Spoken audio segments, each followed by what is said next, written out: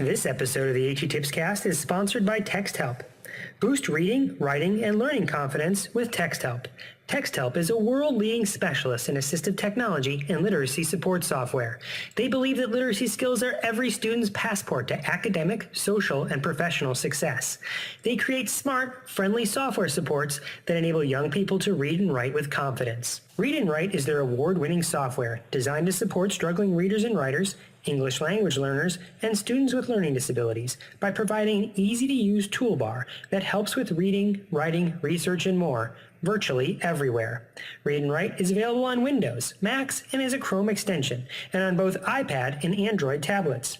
To find out more, visit texthelp.com/readwrite. Need to make more time for reading? With Fluency Tutor for Google, you can do just that. This time-saving, leveled reading and assessment tool helps busy teachers bring struggling readers up to speed. Teachers can share an unlimited number of reading passages with students, then listen to, score, and provide feedback on their recordings. Try it for free at fluencytutorforgoogle.com. To find out more about TextHelp and their award-winning software solutions for educators and students, visit texthelp.com or call 1-888-248-0652. That number again is 1-888-248-0652.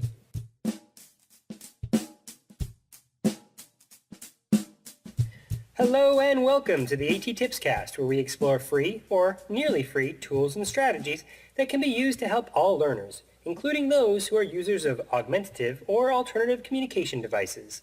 I'm your host, Chris Bouguet. This is episode 154, recorded on June 19th, 2016. That's Father's Day.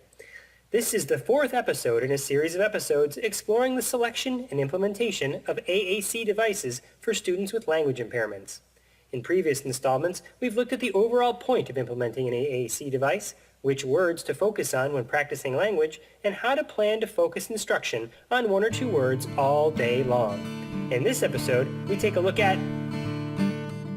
Hey, Tucker, do you mind practicing your guitar another time? I'm trying to record here. Oh, sorry, Dad, but if I don't practice, I'll never learn to play. I need to practice as much as possible so my fingers learn what to do all by themselves. When I'm a famous musician, I'll need to be able to chat with my fans while playing.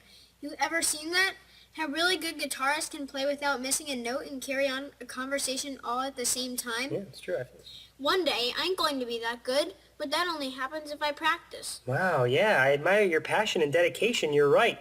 That process of thinking through how to do some physical action and then repeating that action over and over and over again until it becomes rote, it's called motor planning. Yeah, that's it. I'm motor planning. Once you've got it down, you're not planning anymore. It just becomes part of your long-term memory. Sometimes this is called procedural memory or motor memory. You know, besides playing my guitar, there are other things in life like that too, aren't there, Dad? I'm thinking like riding my bike or playing a particular video game or typing on the keyboard. Those are examples just like this, aren't they, Dad? Sure are. Here's the thing, though. It isn't just repeating actions that transfers those actions into your long-term memory. Those actions have to mean something. It's purposeful repetitions, meaningful repetitions that make the difference. You mean me picking up the guitar and just plucking away at it won't necessarily be enough? Exactly. You need to hear the sounds, feel the vibrations, or both, and note the differences between those sounds and vibrations.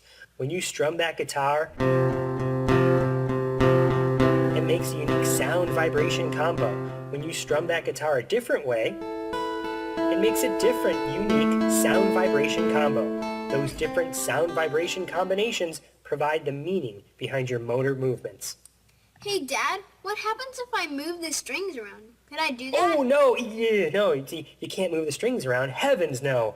Why would you want to do that? I don't know. I thought maybe, for some reason, it might be easier. I think it would be a bad idea. I mean, you could move the strings around because you might think it's easier for some reason, but then you'd always have to use that guitar where you change the strings. Or you'd have to change the strings around on every guitar you ever used. So keeping things in the same place is key to using motor memory. If you move things around, you screw it all up. For example, imagine if I switched the K and W keys on the keyboard. Sure, I could eventually relearn where they are, but it would be very frustrating indeed.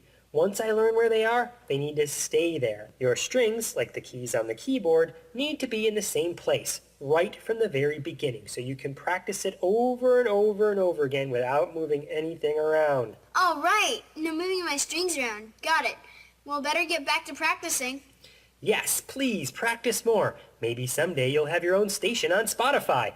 Except, please, not right now. I'm trying to record here. What's the episode about? It's about how when you're first implementing an AAC device, one should consider the motor memory right from the very beginning. If you're expecting a student to learn thousands of words and to become automatic at using those words, and of course you should be expecting this, right? Yeah. Then you need to be aware that once a word is placed, it cannot be moved. Dad, you already did an episode on that. Wasn't that episode 109, The Magic Lamp? Sure did, and it sure was. Wow. Good memory.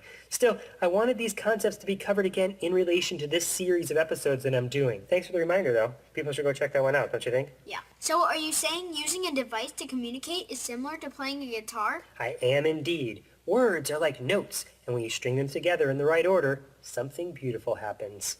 Ooh, that's a cool saying, Dad.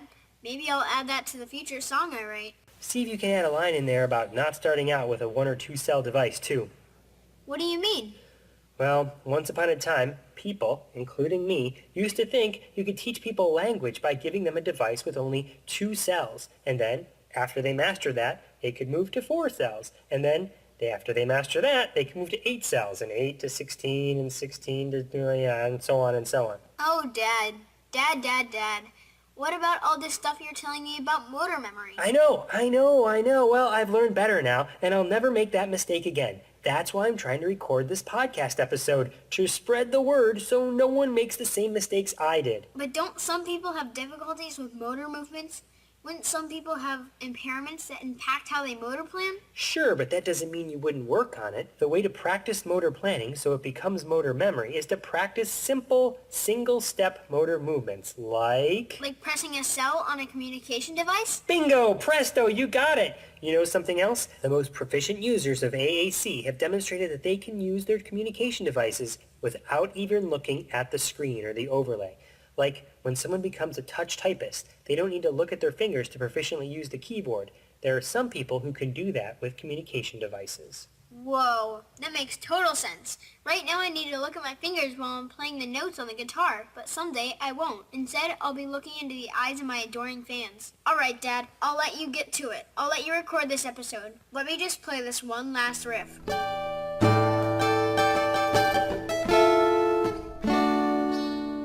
Okay, I'm done.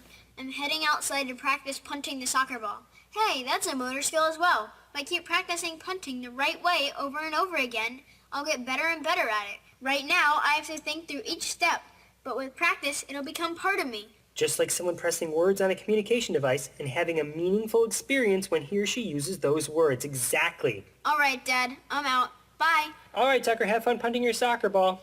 Okay, finally, now, as I was saying, this episode of the A.T.TIPSCAST... Maggie!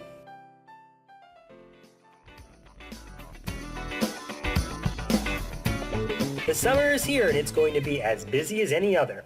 Once again, I'll be headed back to Australia, where I'll be the keynote presenter for Liberator's AAC Summit. It's a 2-day event on July 21st and July 22nd in Melbourne. The conference is going to be a mix of traditional sessions, with speakers presenting information along with several free-form sessions, where the topic will be designated, but the experience will be more conversational. Head on over to bit.ly/Liberator Summit Registration. That's bit.ly/Liberator Summit Registration to download the registration form. And guess what? If you're a user of AAC, registration is free. So if you know someone who could benefit from this, let them know. I hope to see you in Melbourne. Once I get back from there, I'll be doing a pre-conference session with Carol Zangari at the Isaac Conference in Toronto on August 6th. The session is called AAC Practitioners in the 21st Century, Leveraging Our Efforts Through Social Media and Digital Technologies. Sign up at bit.ly/ISAAC Precons. That's bit.ly/Isaac Precons. Finally, I hope you find these episodes useful in helping to educate others about AAC. Until next time, may all your interventions be inclusive, may all your strategies be supportive, and may you always plan for motor memory.